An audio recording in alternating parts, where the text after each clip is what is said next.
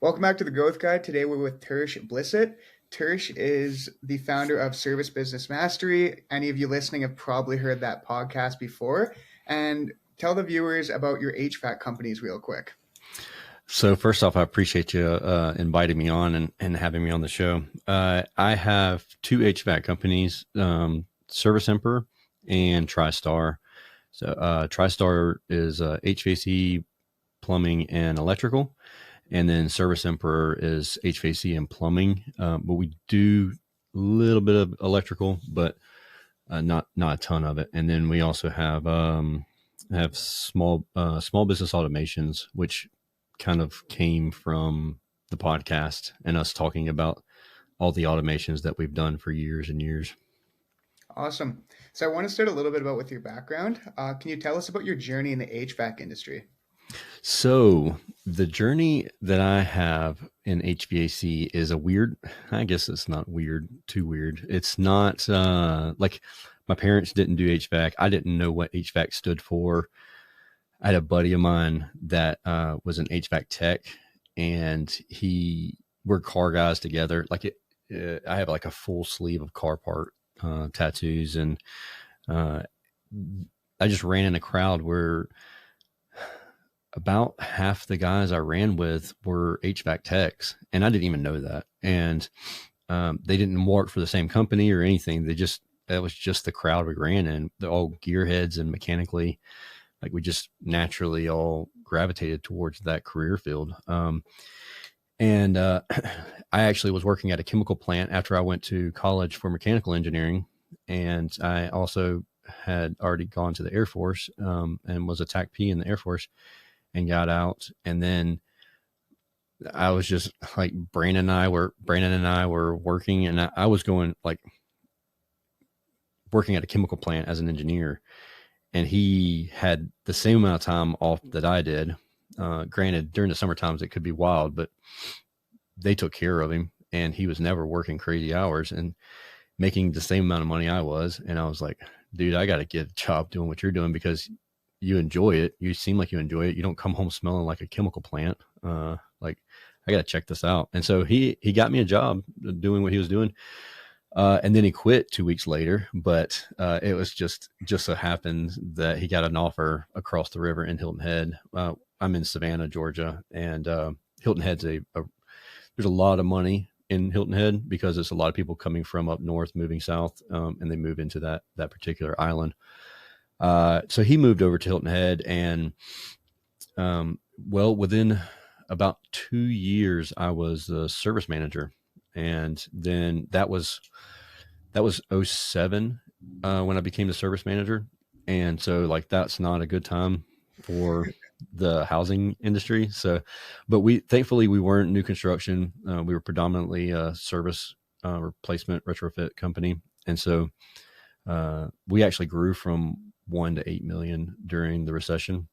Wow. And I left there in 2012. And actually I bought a trucking company, and I did that for about a year, and I was like, no, I'm just wasting the talent. So got back into the industry, started Tristar in 2014 with a business partner. But that company, that company is a very low margin, high volume company. So run and gun, like catching 10 calls a day is the normal. Because they do apartment complexes and rental properties, Section 8, those types of things. And then I just really wanted to try and get into the more affluent market. And I knew I couldn't do it with the same crew that I had. So that's why I started Service Emperor in 2018. And so kind of glutton for punishment there. Started that, did the podcast in 2016, 17-ish. And then we purposely, Service Emperor, I wanted it to be remote from day one, and I wanted it to be paperless as much as possible. It was kind of a challenge because I was looking at doing it in 2017, but it was really a challenge to be because there wasn't like Service Titan wasn't in the clouds, and Service Titan was, but it was very, very, very young at that time. uh, Desco ESC was just going into the cloud, and they called themselves Field Edge, and so like that's where I kind of started out was with Field Edge, and then that was with TriStar. I was using Field Edge, and I knew that I didn't really like Field Edge, but it was just because nobody knew anything, because there was no CRM in the cloud, and so I got on with Service Titan way before the company. Like I started off day one with Service Emperor on Service Titan with no trucks and nothing. And so, yeah, they were like, this is not a good fit, but as long as you don't say anything bad about us, you can have it. And I was like, oh, I promise I won't. I'm going to implement Service Titan. Like I'm going to do it all. And I did. And it worked out. It worked out great for what I wanted. And a lot of people told me, look, you can't be remote. You can't have an HVAC plumbing company that's remote, completely remote. And I said, well, now I'm definitely going to do it because you said I can't. And so I did it, and we did it. Our whole team did it. And you do hire for personalities that want to work remote. Like if they need to be touchy-feely and see each other and hug each morning, they are not going to be happy with a completely remote company. But I will tell you that when 2020 rolled around, on a regular basis, I was talking with between 300 and 500 other companies on how to go remote, because everybody had to go remote in 2020 and or close your business. And so I was every single week was on conference calls with people like, how do you do this? How do you do that? Like, get used to remembering your cloud password, because that's just what it is. You're going to be living in the cloud now. And so, yeah, that's basically me. I mean, I did a ton of automations, and Josh and I, we do something like 18,000 automations a month, and we talk about it all the time on the podcast. And so naturally it just kind of morphed into, hey, show me how to do that. And I was like, okay, fine. So that's another glutton for punishments. We started another company. You definitely have some experience, and that's quite the story of how you came up. But with Service Emperor, what were the biggest challenges you faced when you first started, and how did you overcome those? The biggest challenge was hiring the right personality, because I could find that the talent pool was out there for technicians who were more than willing to work and help grow the company. But the problem was they were all used to going to the shop and hanging out in the shop and like clean their vans out every morning and grab some coffee. And like, that's how they built camaraderie. And that was my biggest challenge, was figuring out the personality type that worked best for like a completely remote company. And when you are completely remote, there are certain things that you have to monitor, as far as like they feel big brother-ish. Like I have to have monitoring on, I have to check in like 3 times a day. I need you to check in with me, because I don't know where you are other than GPS on the vans. And I don't know where you are mentally, because like whenever you come into the office and you can say, hey, and, chit chat for a minute, you can feel each other out. Like, all right, so Johnny is starting off on a bad day. Like we already know that, like he came in late to work and he got a speeding ticket on the way or whatever, got a flat tire or battery's dead this morning. We don't know those things whenever you're working remote, because the person goes straight from their home, the technician goes straight from their home to the client's house or business. And so there's a lot of checking in, and I had to figure out how to make that process as streamlined as possible, so it's not invasive to the technician. So we just have like these emojis, and we use Slack. And so all it is like 3 times a day, and I've randomized it, so it doesn't seem too like fake or put on. Like I really do want to know this information. I don't just set it and forget it as far as automation goes. But 3 times a day, I want them to check in with a green emoji. Like it's just a green dot, the red or the yellow. So like if they are good to go, rock and rolling, they're green. If they are like on top of the world, like they just sold a system or sold 2 systems in somebody's house, then they can be super green. So like 2 green dots. That's always fun to see. And then like if they're getting frustrated or like they're getting stumped on a call or they had a flat tire coming into work or whatever, then a lot of times they're yellow. And if they're yellow, I'll shoot them a text and say, hey, what's going on? Is there anything I can help with?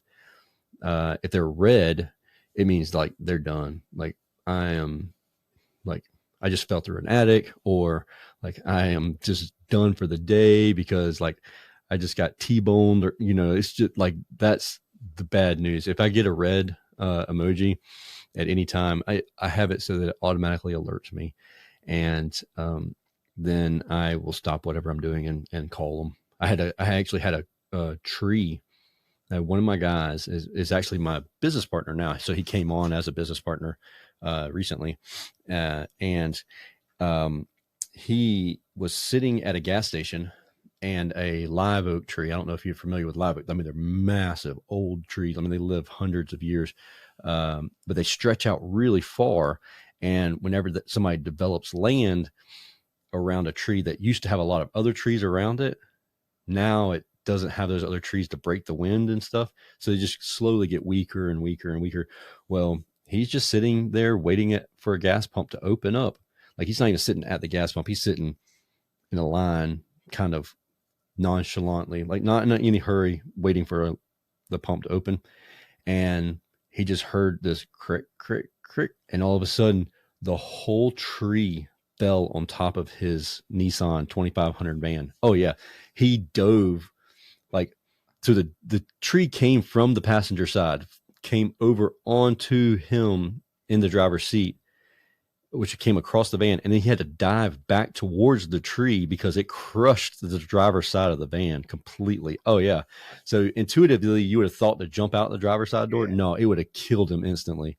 Like he jumped back towards the tree that was falling, and it's fine. And even like the bulkhead or the spot right behind the seat, it was fine. It held up fine, but the door, like the driver's door, it all caved right down into the seat and everything. It was craziest thing in the world. That I got a red emoji, and I dropped what I was doing and flew across town. It was like an hour's drive, and I made it in like 20 minutes. And so yeah, I have this. I drive a 2500 Dodge Ram. Yeah. Jacked up truck diesel, and I'd come barreling through town, and people are like, you okay? Like I got text messages and phone calls like, somebody steal your truck? Because they are driving through town. I was like, yeah, it was me. One of my guys nearly got killed, and so I'm going to check on him. And so yeah, that was definitely a red situation. That's one of the things that I had to be very, very clear with new team members when they onboarded. It's like, hey, look, I'm not looking over your shoulder. We use RILA. Are you familiar with RILA? I'm not. So RILA is an amazing software. If you want to use it, I mean, if anybody's interested, it's a call by call management. I mean, it's not call by call management. It's a what do they call it? A remote or a virtual, an AI ride along for technicians. So it records the conversation the technician has with the homeowner, and then it just sends the technician analysis of the conversation, when like how many times they mentioned price, how many times they built value, how many times that they talked about financing. You can set it up however you want to. I think we have 17 different little things that it listens for. It can tell you where you're starting to lose the customer, and like it can do some, I believe it does sentiment analysis. But that's neither here nor there. But that's one of the things that we implemented, and some people could be really put off by that. They could say, you're listening to my conversations. Look, that is the last thing that I want to do. I don't want to listen to CSR's conversations with homeowners. I don't want to listen to your conversation with homeowners. I don't want to listen to your conversation with other technicians at the job. Like I literally, last thing that I wanted to do. This is just a coaching opportunity for you to make you a better person. And it will give you information on the best technician, like the one that's performing the best. Like, look, this technician is doing these things. You should mimic what they're doing because it's working. So it's really a self-coaching tool, but it's also a CYA tool. Like, as a business owner, you're a risk manager, and you have risk as being the owner and throwing all your stuff out there. So whenever a consumer or a client says, hey, your technician said X, Y, and Z, used to, there was nothing I could do. I'm like, oof, sorry. Or, Johnny, I can't believe you did this. Like, automatically assume that Johnny's in the wrong, even though Johnny catches calls for you every day, all day, not missing a beat and never gets a complaint. This one homeowner says something and all of a sudden you're going against Johnny. So this actually happened to me, and the consumer forgot that it says whenever you call our office that every interaction with a team member from Service Emperor will be recorded for training purposes. And she forgot that his conversation with her was recorded, and what he said is exactly what was said on the recording. And she asked him like 5 times in 5 different ways that same question, trying to get him to say what she wanted him to say, and he would not say it. Like, I don't remember what it was, but I do recall him being like, I'm sorry, if you don't understand, like, at this point, I can definitely have the office call you, because I don't think I'm explaining it properly, and I don't know another way to explain it. And I remember when I listened to it, I was like, man, he has way more patience than I do, because I'd have probably been like, look, I done told you 5 times, this is how it is. That's how it is. I'm leaving. I mean, that's how I felt listening to the conversation. Yeah. And I told him, I was like, look, man, John, his name actually is John. I was like, John, you didn't do anything wrong. But I will tell you, listening to conversations is just cringe worthy to me. And so he's like, yeah, I know. And so we'll joke about things sometimes. And sometimes because I have so many things that flag me whenever my name is said, because it's not a normal name. So it's very easy to be able to, like, Google, Google mention it. They'll say my name in one of their recordings and say, hey, Tersh, check this part out, or whatever. And it'll trigger for me to get notified that something was said about my name or about me. And sometimes they will purposely leave the recording on, and they'll start driving, especially if it's them and a helper, and then they'll start talking trash, and then that's comical. But I won't know about it unless they say my name, and then it lets me know that to go check it. But otherwise, I honestly would not check it at all. But yeah, that's honestly, that's a long-winded answer to your question. But that's my challenge, is really getting the right personality in the door. And I feel like regardless of what business you're in, it doesn't necessarily become a leads or revenue problem anymore. It's to get to that next level, it's a people problem. Oh, sure. Yeah, absolutely. And that goes to, like, Tony, the guy, the technician who came on as an owner, and the personality of middle management, I guess the best way to say it, is going to be very different. Because if you have to be a micromanager and you're running a remote company, you will go insane trying to micromanage people, because you just can't get the same data as if you're looking over someone's shoulder, or if you're listening to them in the next office over, or anything like that. You can't do it. I mean, one of the things that we implemented is all of our remote staff, or all of our office staff, are on Zoom all day. The problem with that is it ruins your bandwidth on your internet, because Zoom is a heavy program to run all day. So we still do it, but it's so that people can just unmute and ask a question. Yeah. And so there's like 8 people on the screen, and we can just say, hey, I got this question about this bookkeeping item. And if it's something that doesn't need to be said to everybody, then we can just hop into a breakout room, and that solves that problem. But that's the question that I was asked early on with office staff is, how do you do that? And what about, like, is everybody here in Savannah? And at first, yeah, they were actually all in Savannah, but now nobody's in Savannah. Like, no, I'm trying to think. Yeah, nobody's in Savannah. Like, they're all over the country, all over the world. Haley's in the Philippines, and you'd never know she's in the Philippines because she has a very Americanized accent, and doesn't, like, how whenever you talk to somebody who's overseas in the middle of the day, it's middle of the night there. Yeah. And so they're always got this slight grogginess going on. Somehow she doesn't do it, like, at all. You cannot tell at all.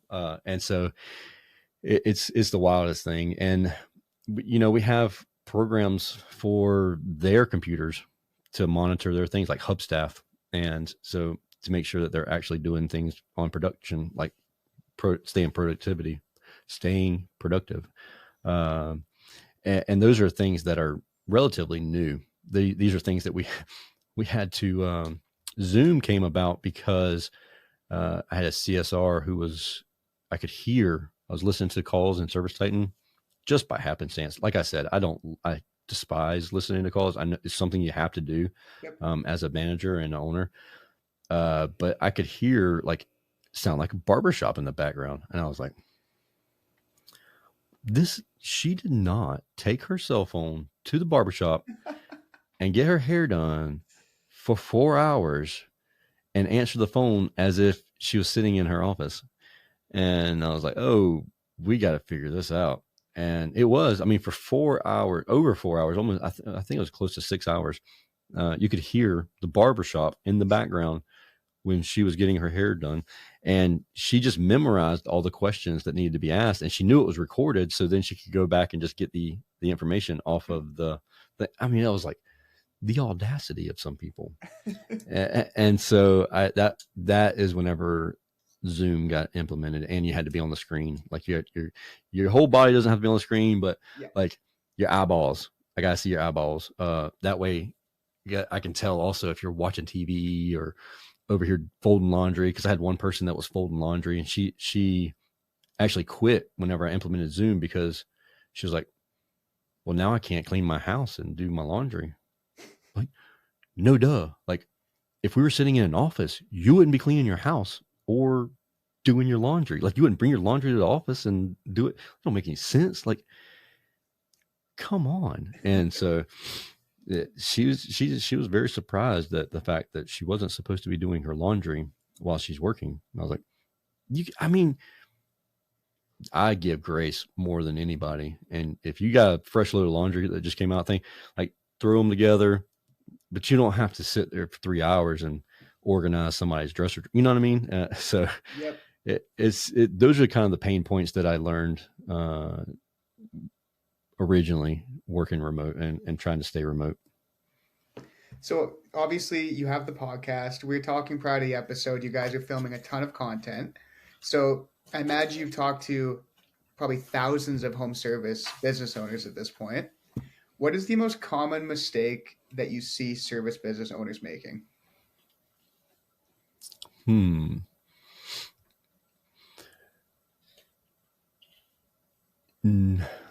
I would say pretty consistently not knowing your numbers is probably one of the top ones. Not firing fast enough, and I'm guilty of that one. And not getting out of the way. Like, there's things that you can do as a business owner, but someone else can do it more efficiently, and they can do it at a cheaper labor rate, if that makes sense. So, like, you as the business owner, you're the idea person, you're the creator, there are some situations I can, Greg, it's got a buddy of mine, Greg Fox, comes to mind, where he didn't get out of the truck. he just hired office staff because he knew he didn't want to do office work. He wanted to stay on the tools. Most of the times that's a mistake, but they've made it work. They've done a great job making it work. I have a buddy of mine that he had what I considered a very successful company, and he was still in the truck. And I was asking him about it, and he was like, man, I work all day and then I work all night, making sure that everybody in the office did everything they were supposed to do. He hired a guy, Jeff, that is like, he's the enforcer, and he was the office guy, like the office manager for several years before he got out of the van. But when he got out of the van, it just skyrocketed. And, he was like, he did it was 6 years before he did his first million. And then, he creeped to like 7 or 8 million, I think it was. And then he got out of the van, and then the next year it was 15 million. And then like now he's going to do 20 million. Yeah. Like it's just like crazy how fast it grew after he got out of the van, because the technician side of you wants to fix everything, and you end up going here and going there and doing this and doing that. But you need the visionary side of you needs to be in the office in order to be able to grow. And so, yeah, that's definitely one of them, is getting out of the van, relinquishing reins. Like, if you're not a bookkeeper, you don't have to be a bookkeeper. You can hire a bookkeeper, and, you don't have to have your hands on everything. That's one of the things that's really touchy, because it's money and it's the company's money. So it's hard to release that one. But if you're busy doing that, you're not busy growing and working on scaling the company. Now, if that's what you want to do, that's fine. There's no problem with that. But if you want to, double your revenue, you can't do the same thing over and over again and expect different results. Exactly. I think the point you made too about knowing your numbers is super important, because obviously as a marketing agency, we can't speak too much on your hard costs, your labor costs, etc. But the one thing that we see with any of our clients are usually doing under 5 million is they don't know their marketing costs, how much it takes to basically purchase new business. And that's the number one thing that we're trying to figure out for them, is like, okay, are you spending $2,000 to purchase a client, or are you spending $500 to purchase a client? Once we find that, then we can optimize it from there. But the vast majority have no idea how much it costs to really get new business in the door. But not only that, like, when the phone rings, pick it up. Thank you. I'm going to clip that and put it everywhere.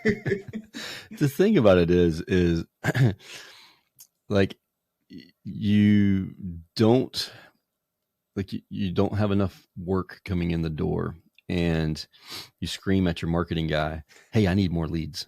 No, you don't need more leads. You need to convert on the leads that you're getting and just answer the phone. Like, that's a tough one, especially the smaller companies where they can't necessarily justify having a full-time office staff person. And they're like, oh, I just can't afford to have someone sitting in the office on the happenstance that someone's going to call. And I will tell you 100%, I have 2 team members who, I think it's 2, and don't quote me on this one, I know this is recorded, but that cost me, and I know this dollar amount because I just paid the invoice today, and it was $1,697. Okay. And they work 40 hours a week and answer the phones. And it's not like they don't work regular office hours. They come in later, like 10 o'clock, I think. And they will work 8 hours, starting at 10 o'clock. So then like that, we get a, I don't know if every company is this way, but we get a large rush at like 4, 5, 6 p.m. when people get home and they realize that air conditioning is not working and all that stuff.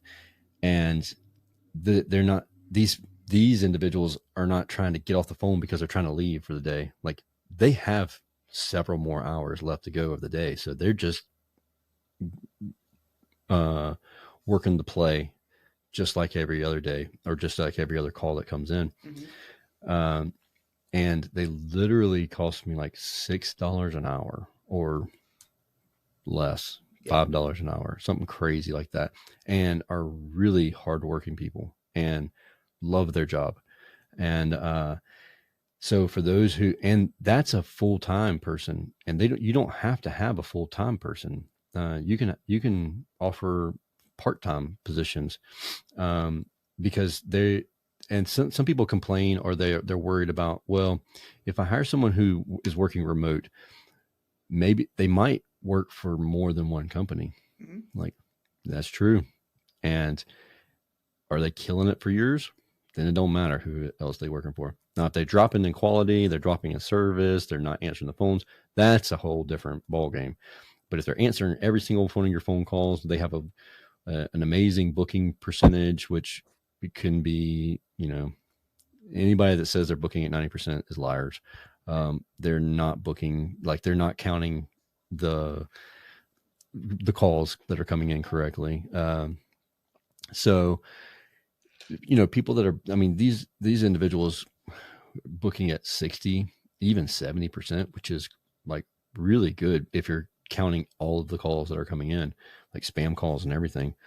And so I don't care if they're working for somebody else too. And if they're booking that many calls for me, and like, if I ask them to do something and they're too busy because they're doing somebody else's stuff, then we'll have a problem with that. But if they can balance it, then more power to them. What I find is that they figured out efficiencies where they figured out how to make a process that used to be inefficient more efficient, so that they can do other stuff. And I'm okay with that, because I'm all about making work efficient. Exactly. But it goes back to, again, hiring the right people. And it feels like every other problem can more than likely be solved by having the right person in place. Very true. Very true. And the season of their life as well, because there are people who I had in certain positions and things changed in their life. Children moved out of the home. They had children. Some got married, some got divorced, and it just threw a wrench in their daily lives and their activities.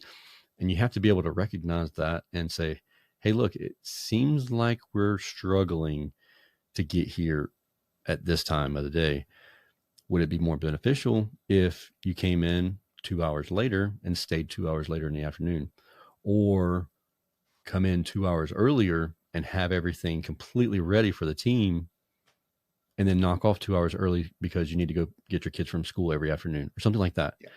Being willing to be flexible. And then they don't forget it. It's something that, like, you don't, as a business owner or manager, you never want to say, hey, look what I did for you, now do for me, type thing. Never want to do that. But it's the giver's gain. It's natural reciprocity of, hey, look, they look out for me whenever I needed something. And all they're asking is that we make a couple extra phone calls today because the board's not busy for tomorrow. There's no reason why I can't just make a couple extra phone calls. It's just natural reciprocity but if you're always the person that's like, you got hired and you were working 9 to 5 when you got hired, it's been 3 years. No, you can't change your schedule. You're still working 9 to 5. Like, then they're more likely to start, looking on Indeed. And like, the next time somebody mentions something, you're like, maybe I should kind of humor that offer or whatever. You know what I mean? I know exactly what you mean. So with you guys growing and Service Emperor growing, obviously marketing plays a big part of that. Not just digital, but traditional forms of marketing. Can you speak on the most effective strategies that you guys use to help grow? Networking, in-person networking. As funny as that might sound, because we're a remote company, and I try to be as standoffish to people as possible. I was the president of the Small Business Chamber of Savannah for 3 years, and worked my way through the ranks of treasurer and all that good jazz. I was on the executive board of Leukemia and Lymphoma Society, Savannah, the Buy Local of Savannah, the really big activist inside of the Georgia Police K-9 Foundation, helped Kyle, the founder of that organization, when he first started out the business, and donate tons of our percentages of our profits to that organization. So these networking events, you have to do the networking, and you have to do it consistently, because if you are there 1 month and you're not there for 2 months, then you're there for 3 months in a row, and then you're not there for 2 months, they see it and they're like, this guy's a flake. As soon as he gets busy, he ghosts us. And then when he is slow, he comes back. And so it's one of those things where you have to put it on your calendar, and it's just like it was a service call. You have to go to the networking events. One of the things that I did was I got really strict on my schedule. So Mondays and Fridays, I was working, let me remember this correctly. I was working on the business, not in the business. Okay. So that's the days that I was like dreaming, implementing processes and procedures. And then on Tuesdays and Thursdays, I would work on the business and not in the business, or vice versa. I would work on the business, not on the business. And so that's my networking days. So I considered, like, if I had to catch a service call, if I had to go on a sales call, if I had to do something in the field, it would be on Tuesday or Thursday. If it was a networking event and you had a networking event on a Wednesday afternoon, sorry, can't go. If it's on Tuesday or Thursday, I can go. And then, because I'm a people pleaser, so I'm like, yes, I'll go. Sign me up, and then we'll figure it out later. But then you just run yourself ragged. And then it's no longer, so if you follow that schedule, that process to the T, the schedule says no, the calendar says no, not you. So then it's Tuesday. Oh, you want to have a networking event on a Saturday afternoon? Sorry, can't go. It's only on Tuesdays and Thursdays. And you want to record a podcast, but you want to record it on a Wednesday? Sure, let's do it. Wednesday's podcast day. Tuesday and Thursday is not podcast day. I got to work in the business. And so it really helped me from I don't have to say no anymore. It's literally just the calendar. That was a big thing with the networking. So like, I really dialed it in, and you can network yourself to death also. You have to be careful with that, because especially whenever I got to the point to where it was like, all right, we left one networking event and went to another networking event, and the same crowd left, and we basically like had a little train go to the next event, and we're like, all right, this is ridiculous. Like, we literally, 4 times we went to 4 events today. All of us were at all 4 events. Let's just take a little chill pill here. Like, we're just spending $20 at each person's event, and like, let's just gather these things together and do them all together or something. But it's funny because you know the circuit, you know the people who do a lot of networking. That's a big one. Guerrilla marketing is another big one. Putting out yard signs, yes. Putting out door hangers. As much as that's kind of a pain for a technician to like, ours is we have 5. So the house you're at, you got to do both on the both sides of that house, across the street, and then the one in the middle of the house. So like 5 doors that you have to go knock on, and put yard signs out on the job that you're doing the work on. And one of the things that our door hanger thing that we put out, especially on change outs, is just a, hey, I just want to let you know that we're in the neighborhood, and you may see large trucks, and you may see us taking things in and out of the house. If you happen to see anything in or around the vehicles, please don't be tempted to mess with it, because it could be very sharp. It could be dangerous. We do our very best to keep everything that could be dangerous put up and away from potential young children or anything like that. But if you'll do me a huge favor and just keep a little extra eye out for anybody who may not be paying attention and may try and grab something that might hurt them. And so then they're being extra aware of you being in the neighborhood because you're going to be there for the next day, sometimes 2 days, doing a project. And so then they see you're there, they see your brand, they recognize your brand because they're looking for your brand because you just told them that you're coming and there's potential hazards involved with it. And then we park in the street, and that's as long as it's not like a major highway or something like that, but we park in the street, and that's on purpose to make people drive around you. And when they drive around you, they see your van, and it's just another touch for them to see and recognize and get used to your brand.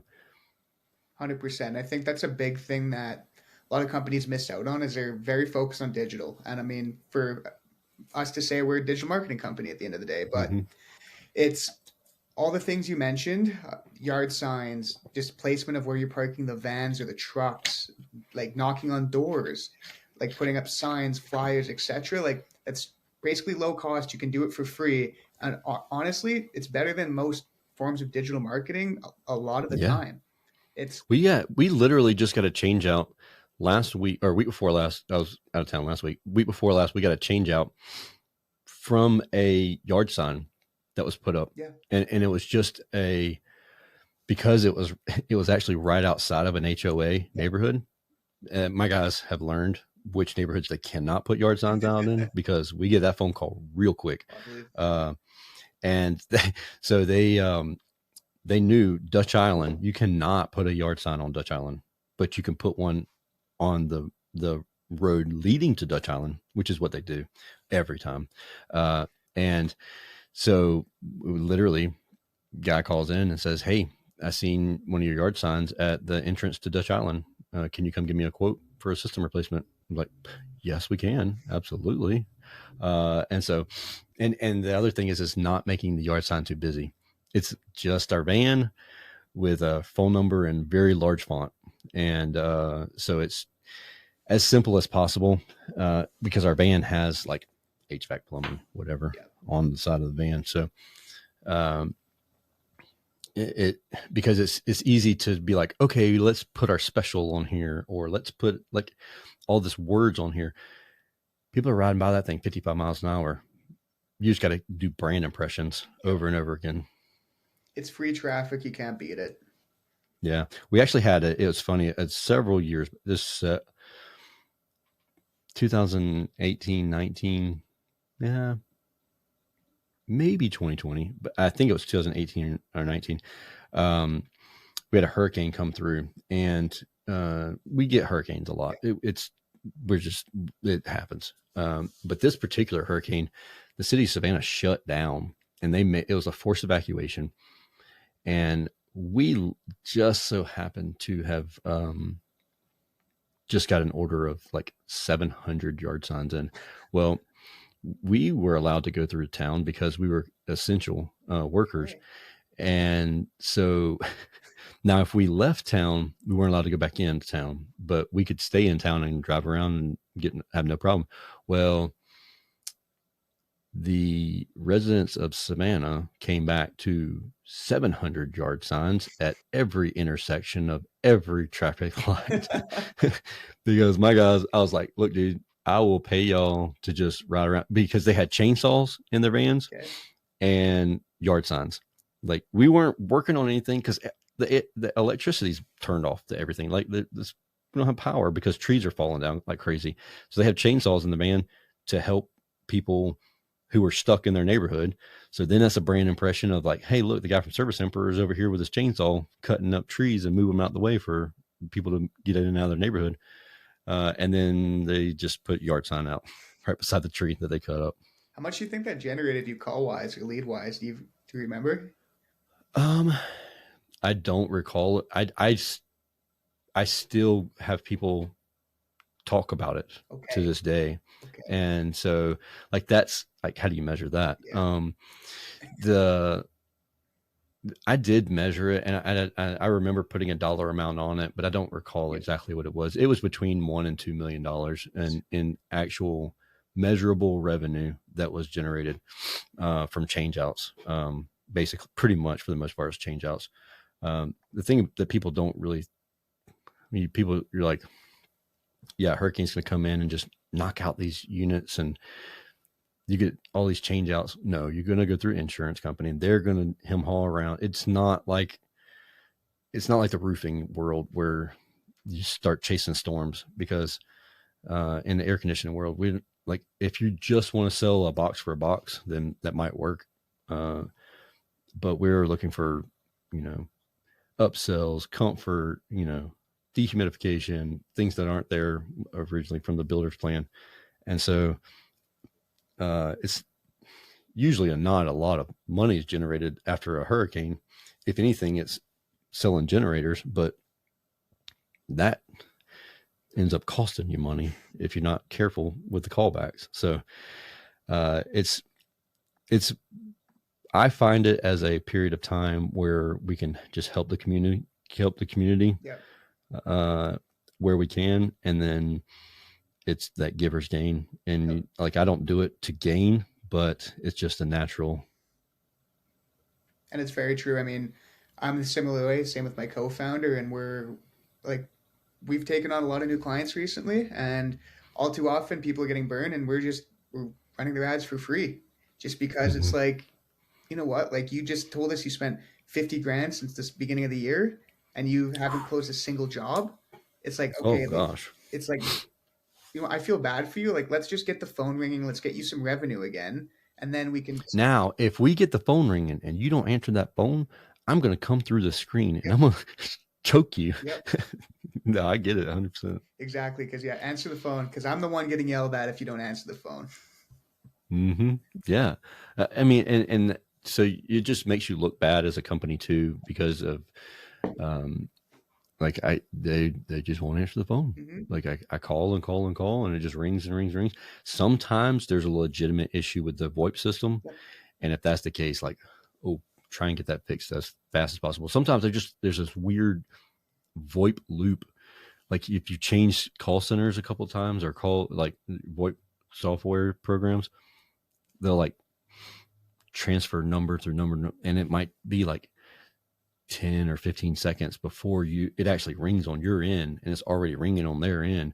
So if you learn that that's the case, you got to be super diligent about, like, the first ring, boom, pick it up, and for me, and what I try and tell my team as much as possible is put yourself in the client's shoes. Whenever we don't have air conditioning, like we had the hurricane to come through, and like me and Tony, we were like, it was like 5 days where neither one of us had air conditioning. And then we were like, I just wanted to murder somebody. Like, I'm like a rattlesnake. Don't come around me. And then we both were like, this is what our clients are like. This is how they feel whenever they haven't had air conditioning for 3 or 4 days or 2 days or one night. So we just have to remember to be patient with them, because we do this all the time. And then the moment we don't have air conditioning, then we turn into a rattlesnake ourselves. So wrapping up here, what would be the best piece of advice you could give any service business owner?